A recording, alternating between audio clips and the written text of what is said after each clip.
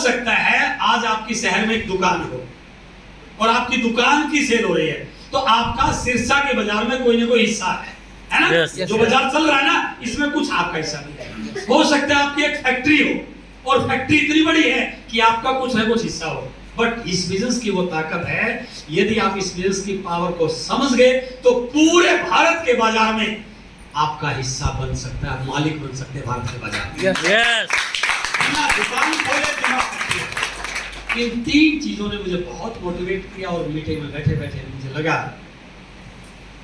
वक्त साहब ने पेंट नहीं दी बल्कि जिंदगी बदलने का एक जरिया दिया है। तो मुझे लगा बिजनेस मुझे करना चाहिए और जैसे मन में विचार आया करना चाहिए तो लगा 14 घंटे काम कर रहे हैं तो आरसीएम कब करेंगे। और मैंने उसी मीटिंग में उसी दिन ये डिसीजन ले लिया कि आज के बाद कोचिंग सेंटर बंद और नौकरी के साथ साथ आरसीएम बिजनेस को मैं बिल्ड करूं। और उस महीने के बाद मेरे जो बैच कंप्लीट होते गए मैं बंद करता गया और मैंने जो मेरे पास 1 घंटा 2 घंटा 3 घंटे बचते गए मैंने आरसीएम पर लगाना शुरू किया। जब पूरे बैच क्लोज हो गए नौकरी के बाद का टाइम आरसीएम पे लगाता। लाल रंग की मोटरसाइकिल होती थी मेरे पास, जब मैं ड्यूटी से आता घर आते ही कपड़े बदले फील्ड में निकल गया। रात को 11 बजे से पहले हम कभी वापस नहीं आते थे। कोई भी संडे में अपने लोकल शहर में नहीं लगाता था।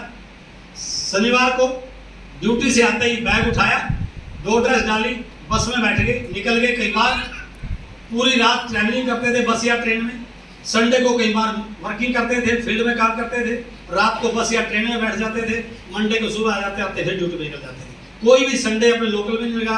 करते करते लोकल आसपास बाहर बिजनेस डेवलप होना शुरू हुआ और 6वें महीने इस बिजनेस का रॉयल्टी चीवर बना और 9वें महीने इस बिजनेस का टेक्निकल चीवर बना और 2007 आते हैं मात्र 6 सालों में आरसीएम बिजनेस से इतना पैसा आ चुका था कि मुझे लगा अब मुझे नौकरी करने की जरूरत नहीं है। जितना पैसा हरियाणा गवर्नमेंट मुझे 60 साल की उम्र तक देती, 58 साल की उम्र तक देती, उससे ज्यादा पैसा आरसीएम से आ चुका था।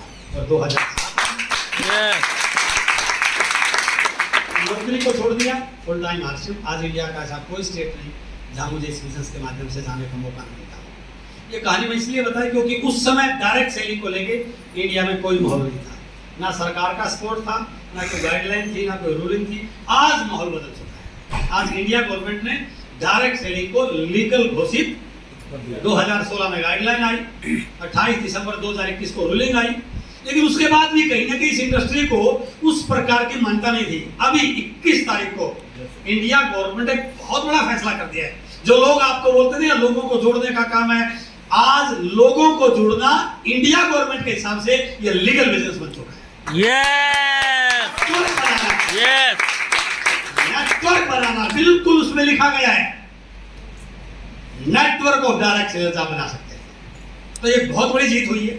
अब ये धीरे धीरे इंडस्ट्री लीगली एथिकली एक बड़ी इंडस्ट्री के रूप में कन्वर्ट हो रही है। आने वाले समय में बच्चे इस बिजनेस को जैसे डॉक्टरी, इंजीनियरिंग, सीए, चार्टेड, उसके लिए प्रोफेशन में जाते हैं। मैं पूरे विश्वास के आता है क्योंकि यूनिवर्सिटीज में सिलेबस शुरू हो चुका है। आने वाले समय में लोग अपने बच्चों को डायरेक्ट सेलिंग की पढ़ाई करा करके आरसीएम का रॉयल्टी और आरसीएम का टेक्निकल चीवर बनाने के लिए अपने आप को तैयार करें।